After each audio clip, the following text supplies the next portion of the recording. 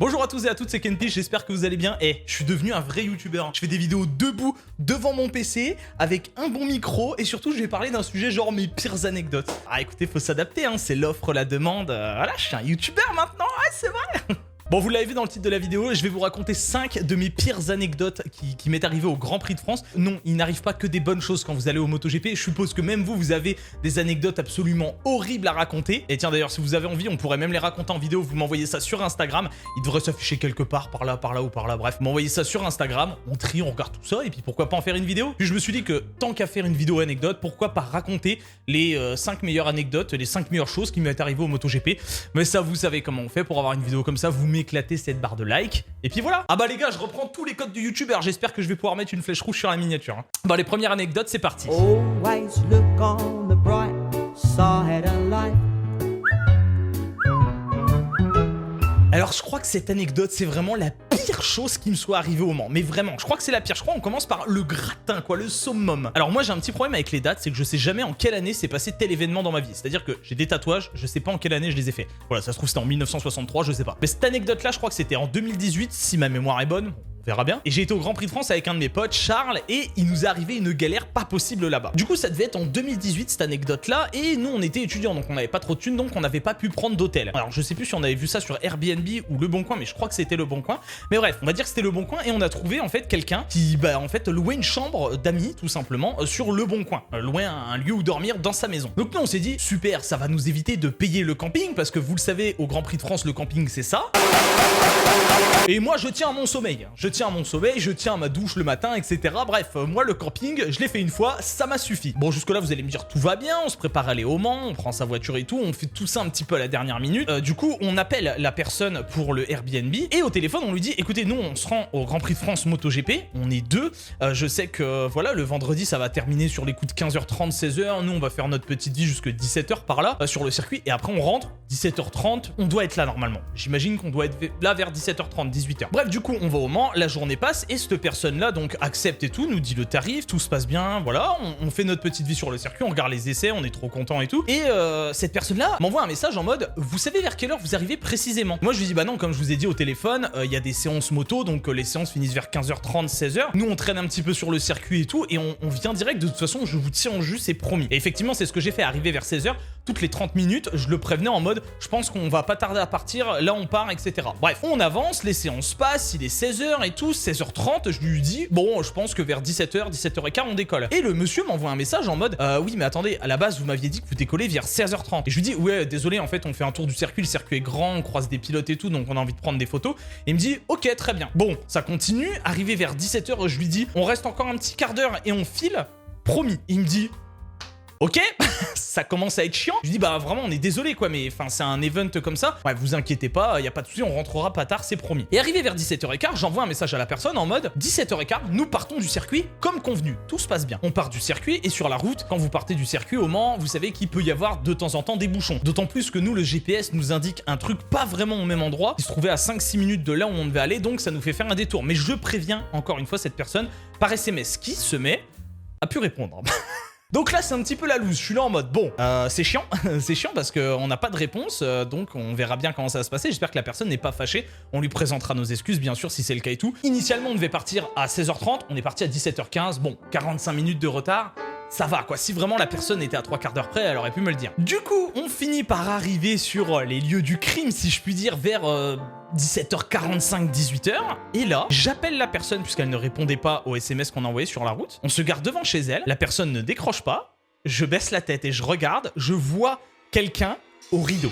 Je vois quelqu'un qui était à la fenêtre au rideau comme ça, qui nous regardait et qui ferme d'un coup le rideau. Putain, on se croirait dans un thread d'horreur de Squeezie, vraiment. Et du coup, la personne, après avoir fermé le rideau, elle décide de faire quelque chose qui va profondément nous mettre mal à l'aise. Elle baisse les volets. Oui, enfin bref, elle baisse les volets. Elle baisse les volets. On voit les volets qui se ferment et tout. Je descends de la bagnole et j'entends... Et le bruit de la serrure de la porte. Jean-Michel Bruitage. Cette personne-là avait fermé les volets, fermé la porte à clé, et je me dis... Ok, c'est un peu compliqué. Et donc, on toque, pas de réponse. J'essaye de rappeler, pas de réponse. Et là, je reçois un SMS. Ça me dit, vous n'aviez qu'à arriver à l'heure. vous n'aviez qu'à arriver à l'heure. Et là, j'étais devant la maison du mec, je regarde mon pote, je fais excuse-moi Charles, nous sommes dans la merde. On était vraiment dans la merde. La personne avait tout fermé, ne voulait plus nous répondre. On avait nulle part où dormir. Il était 18h15 à peu près. On avait nulle part où dormir. On était dans la panade. On s'est dit, quel connard quand même. Quel immonde connard. Donc du coup, moi, je commence à gueuler un petit peu devant chez lui en mode, oh, ouvrez, on en a gros. Non, je commence à gueuler en mode, ouais, bah ouvrez et tout. Enfin, on est étudiants, vous nous laissez dans la merde comme ça. On avait convenu quelque chose et tout. Vous nous aviez donné votre accord, on vous a tenu au jus par SMS. On est désolé, on a 3/4 d'heure de retard. Mais, enfin, y a pas mort d'homme, je veux dire, c'est pas grave, quoi. Et non, en vrai, le mec n'a rien voulu savoir, quoi. Et il nous a laissé dans la merde comme ça. Nous étions donc deux jeunes étudiants à 18h15, à peu près 4-5 heures de route de chez eux, sans nulle part où dormir. Et on s'est dit, c'est pas possible qu'on prenne un hôtel, parce qu'il faut savoir que les hôtels, lors du Grand Prix de France, il reste des places dans les hôtels, mais c'est 200 € la nuit, quoi. Donc voilà, on s'est retrouvés comme des cons à devoir dormir dans la rue un vendredi soir au Grand Prix de France, parce que le mec du Airbnb n'était pas content, en fait, qu'on arrive avec 3/4 d'heure de retard, alors qu'on l'avait prévenu. Voilà, bon je vous rassure, ça s'est quand même bien fini puisqu'on avait des membres de ma famille qui étaient venus aussi voir le Grand Prix, qui connaissaient très bien les personnes chez qui ils logeaient, donc voilà, on s'est arrangé et tout, on a pu très bien dormir et d'ailleurs maintenant chaque année je vais chez les mêmes personnes, un couple de retraités hyper gentils qui nous régalent le matin avec des tartines de rillettes mon frère. Always look on the bright side of life. La deuxième anecdote, elle est un peu moins fun pour moi. Du moins, il y a de la douleur physique dans celle-ci. La première, elle fait mal au moral. Celle-ci, elle fait mal aux pieds. On va parler de pieds. Donc, si vous n'aimez pas les pieds, mais voilà, on va parler de pieds. Celle-ci, c'est en 2019. Moi, quand je vais au Mans, j'ai un petit tips, en fait. J'ai une petite régalade. Je sais précisément où me garer. Vraiment à côté du circuit, vraiment à côté. Il y a des places de parking vides. Il y a personne dessus. Je me gare là. Petit tips pro, voilà, que je me garde pour moi. Parce que sinon, ça va être envahi. Je me gare là, c'est à côté du circuit. Et comme ça, j'ai vraiment juste... même pas 10 minutes de marche grand maximum pour aller sur le circuit. Donc vraiment on est tranquille. Je me gare là avec ma copine et tout, on commence à marcher, on se dirige vers le circuit et là je vois plein de gens qui rentrent dans les campings. Vous savez, qui rentrent sur les campings du circuit vraiment interne au circuit et tout. En voiture, ils attendent, ils font la queue, etc. Trop cool, puisqu'à ce moment-là, il y a des abonnés qui me reconnaissent. Et parmi les abonnés qui me reconnaissent, il y en a un qui est devenu un pote à moi. Donc je vais le voir, je lui fais mec ça va et tout, ça fait trop plaisir de te voir. Et il me fait écoute ça va super et tout, tu fais quoi là et tout. Je fais écoute moi là je me rends sur le circuit, je fais toi je vois que tu vas direction camping et tout. Si tu veux, on se capte plus tard dans l'enceinte générale du circuit. Et il me propose gentiment, mec, si tu veux, nous, on va dans le camping et vu que c'est même pas 30 secondes de marche du circuit, on me dépose en voiture. Et là, Kenpish, il a une merveilleuse idée. Il se dit, bah non. Je le regarde droit dans les yeux, je lui dis non vas-y t'inquiète mec, vas-y rentre sur le camping, installe-toi et tout, on se rejoint plus tard, comme ça moi je pouvais aussi un petit peu faire ma vie, je rentre sur le circuit, je vais voir 2-3 stands et tout, voilà quoi, enfin faire ma petite vie chacun, on fait notre petite vie et on se rejoint un peu plus tard avec d'autres potes. La plus grosse erreur de ce week-end au Mans. C'est la plus grosse erreur que j'ai faite. Parce qu'il faut savoir que d'habitude, je rentre toujours par la même entrée quand je vais au Mans, mais j'y rentre avec mon père ou avec quelqu'un qui m'accompagne normalement. Donc là, c'était la première fois que j'y rentrais tout seul. Et là, Kenpish, il s'est dit, vu qu'on rentre tout seul, on va essayer de passer par une autre entrée pour voir un petit peu, genre, je sais pas, une entrée sud, est, ouest, enfin bref, j'en sais rien. Une autre entrée que celle de d'habitude. Normalement, il y en a une pas très loin. Ne vous fiez jamais à moi quand il s'agit de se rendre quelque part. Le sens de l'orientation, c'est pas pour moi. C'est-à-dire qu'on se met à marcher. Déjà, petit tip, si c'est la première fois que vous allez à un Grand Prix, des fois, il y en a par Instagram qui me disent « T'as un conseil, c'est la première fois que je vais à un Grand Prix et tout. Prenez des chaussures de sport. C'est tout. C'est le seul conseil. Prenez des chaussures de sport et pas de la merde si possible. Parce que moi, j'avais des chaussures de sport mais qui étaient pas terribles et je pense que vous voyez où je veux en venir. Il est à peu près 11h du coup quand je croise mon pote et que je décide de ne pas le suivre et d'aller moi-même à une entrée du circuit. Mais ce qui se passe en fait, c'est qu'on ne trouve jamais l'entrée du circuit. À ce moment-là, en fait, on se met à marcher et à faire le tour, vraiment le tour du circuit Bugatti. Mais quand je vous dis le tour, c'est vraiment le détour même. Je rajoute un D devant. Le détour. Et on s'arrête des fois, par exemple, au poste de karting du circuit qui nous disent ah non, l'entrée c'est pas là, c'est un peu plus loin. Et nous on dit bah très bien, mais c'est de là qu'on vient, donc non, ils nous disent bah essayez de l'autre côté. Donc on continue et des fois on s'arrête, on demande aux gens et tout. 1h30 ça a duré. 1h30 de marche. Ma copine avait des très bonnes chaussures de sport, moi non. 1h30 de marche, nous n'étions pas encore sur le circuit et j'arrive enfin au bout d'1h30 à l'entrée du circuit qui en fait si j'étais passé par de l'autre côté ça aurait mis 10 minutes à tout casser. Au bout d'1h30 je rentre sur le circuit et je regarde ma copine, je fais j'ai des ampoules dans les pieds, je commence à vraiment avoir mal. Là, elle me dit, bah attends, je dois avoir des pansements sur moi, mets-les. Je mets les pansements et l'anecdote est pas finie. L'anecdote est pas finie puisqu'à ce moment-là, je commence un peu, si vous voulez, à marcher comme ça. à marcher comme ça parce que j'ai hyper mal aux pieds, j'ai des ampoules d'enfoiré, j'ai vraiment très mal au yep. On continue de marcher et tout, on passe la journée machin, tout se passe bien et tout, la journée se déroule et là je croise beaucoup d'abonnés, ça c'est trop cool au Mans parce que je croise toujours des abonnés, c'est un peu on va dire le seul endroit où on me reconnaît vraiment et les abonnés ils me croisent en mode trop cool Kenfish et tout machin, mais ce que tous les abonnés ne savaient pas et peut-être que parmi vous il y en a qui regardent la vidéo, c'est que à chaque fois que vous avez pris une photo avec moi où je m'arrêtais, sachez que c'était un supplice parce que je m'arrêtais et dans ma tête je me disais oh enfin je m'arrête de marcher donc je vais pouvoir reposer mes pieds. Mais après du coup quand tu t'arrêtes de marcher t'es là en mode oh et quand tu te remets à marcher t'as toute la douleur qui revient. Il est arrivé un moment dans la journée où on me disait Kenfish une photo et je continue de marcher, je fais ouais en mode désolé mon pote je peux pas m'arrêter mais on fait la photo yes. J'avais tellement mal aux pieds mais c'était un enfer, j'avais les ampoules, mon pote c'était des balles de golf que j'avais dans les chaussures. Bref on rentre au Airbnb donc chez ce couple de retraités très agréable, j'enlève mes chaussures et là un bain de sang. Il y avait des ampoules qui avaient éclaté, tous mes pieds étaient irrités et tout. Enfin bref, c'était un enfer. Et par chance, en fait, la dame qui nous hébergeait est une grande sportive. Donc elle avait plein de trucs et astuces en fait pour les pieds, les ampoules, machin et tout. Parce qu'elle faisait beaucoup de marches, etc. Donc elle a pu, on va dire, me guérir. Mais quand même, tout le week-end, j'ai eu une douleur insupportable aux pieds. J'ai eu des ampoules et tout. Bref, j'ai adoré ce week-end-là. Mais physiquement, c'était horrible parce que crapahuter toute la journée au Mans et tout. Quand vous faites que marcher, vous êtes claqué, plus les ampoules, plus ci, plus ça. Bref. C'était un enfer. Always look on the bright side of life. Anecdote courte qui fait mal à l'ego.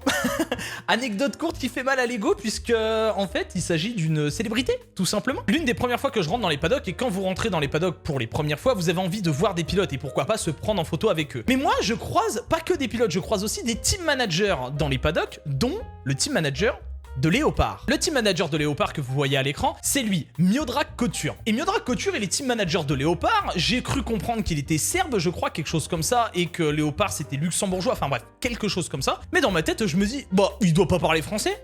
Ah, si vous voyez où je veux en venir, vous allez vous régaler. L'anecdote est très courte, mais fait très mal à mon petit cœur. Je vais vers Miodrag Couture et je lui dis, Hey Miodrag, can we take a picture together? Donc superbe accent anglais, hein, de toute façon je lui dis Miodrag, est-ce qu'on peut prendre une photo ensemble? Et je commence à me mettre à côté de lui, et là, il se tourne vers moi, et il me dit mot pour mot, mais tu sais, je parle français? Et moi j'étais là avec mon téléphone en mode... Je prends donc la photo sans dire un mot, après qu'il m'ait dit, et tu sais, je parle français, et j'ose lui sortir droit dans les yeux. Thank you for the photo! Il vient de me dire, tu sais, je parle français, et moi je suis comme un con, j'ai honte de ma connerie, j'aurais pu très bien lui dire « Oh désolé, je savais pas, excuse-moi, je pensais que tu parlais que anglais et tout, c'est la première fois que je te croise, mais non, je lui ai dit « Thank you for the photo !» Et ce mec, il est team manager, il parcourt les grands prix, il parcourt le monde, il ne parle que avec des anglais. Tu vas me faire croire que j'ai réussi à lui faire croire que j'étais anglais avec l'accent que j'avais? Impossible, impossible. On est en France, j'ai un accent de merde et le mec s'est pas dit, ah bah il doit être anglais, alors s'il me dit can we take a photo together, il doit être anglais. Non, il a dû se dire, bah je parle français en fait. Et quand j'ai rien dit et qu'il a entendu thank you for the photo, il a dû se dire, il est con quoi lui? Donc moi je fais demi-tour avec ma photo de Miodrag Couture et je devenais rouge de honte. J'avais honte, j'étais rouge. J'ai fait, mais c'est pas possible d'être autant un con que moi, mais c'est incroyable, mais c'est indécent. J'ai vraiment fait ça. J'ai vraiment fait ça. La honte m'a tant envahi à ce point. Bref voilà, anecdote très rapide, mais sur le coup, je peux vous dire que j'étais pas bien. Always look on the bright side of life. Alors, celle-là, elle risque de faire un petit peu mal à l'ego de quelqu'un d'autre. Alors, pour cette anecdote-là, qui est l'avant-dernière, vous avez une petite chose à savoir déjà sur moi, c'est que je me lave très souvent les mains. Voilà, j'ai toujours besoin d'avoir les mains très propres, c'est-à-dire que soit je me les lave au savon de Marseille, soit je me les lave avec du gel hydroalcoolique, bref, j'ai toujours besoin de me laver les mains. Et quand tu te laves très souvent les mains, ça veut dire que t'as pas envie qu'elles soient sales, etc. Et limite, ça te répugne ou ça te dégoûte qu'elles soient sales. L'anecdote va dans ce sens-là. J'ai eu la merveilleuse idée d'organiser une rencontre abonnée qui a d'ailleurs été l'un des plus grands moments de ma vie, je pense, parce que très honnêtement, je m'attendais à ce qu'il y ait 2 personnes et en fait il y avait beaucoup de monde. Voilà, il y avait beaucoup de monde. Les abonnés que j'ai rencontrés qui m'ont d'ailleurs envoyé leurs photos et tout, je dois avoir peut-être une 60aine de photos avec les abonnés, sachant que ils n'ont pas tous Instagram, donc ça c'était trop cool. Il y avait vraiment beaucoup de monde, en tout cas pour moi à mon niveau. Au Grand Prix de France, j'ai rencontré à cette rencontre abonnée là au moins une 50aine de personnes, plus toutes celles que j'ai rencontrées tout au long du week-end que je croisais, etc. Et parmi ces abonnés, il y en a un qui vient vers moi en kawaii. En kawaii, pas très propre. Voilà, je remarque juste ça, pas de jugement particulier. Mais l'abonné, lui, il a fait quelque chose qui m'a pas mis bien. C'est-à-dire qu'il est arrivé vers moi en me disant « Putain, Kenpich, trop cool de te rencontrer et tout ». Moi, je lui dis « Bah mec, c'est un plaisir, salut, ça va et tout ». Et il me tend la main. Et moi, je me dis « Bon, pourquoi pas ?» Moi, je lui tends la main aussi. Et on se serre la main, comme ça. Il y a un problème dans cette histoire. Il y a un problème dans cette histoire puisque il me dit alors depuis quand t'es arrivé et tout. Je lui dis bah écoute moi je suis là depuis vendredi et tout parce que j'ai pas pu me libérer avant pour venir le jeudi etc. Donc bref je suis là depuis vendredi et tout. On est samedi donc je fais ma petite vie c'est cool et tout et je lui dis et toi alors depuis quand t'es là? Et il me sort cette phrase qui restera gravée à tout jamais dans ma tête tout en me tenant la main. Il me dit moi écoute là je suis là avec des potes on est sur le camping depuis jeudi c'est apéro sur apéro et tout on s'est toujours pas douché. Quoi? Il me serre la main et il me dit « On s'est toujours pas douché depuis jeudi. » On est samedi, hein. On s'est toujours pas douché depuis jeudi. Je fais... Ouais, ok, ouais. Donc il me dit ça, il finit par me lâcher la main et moi je fais mine de l'écouter en mode ok.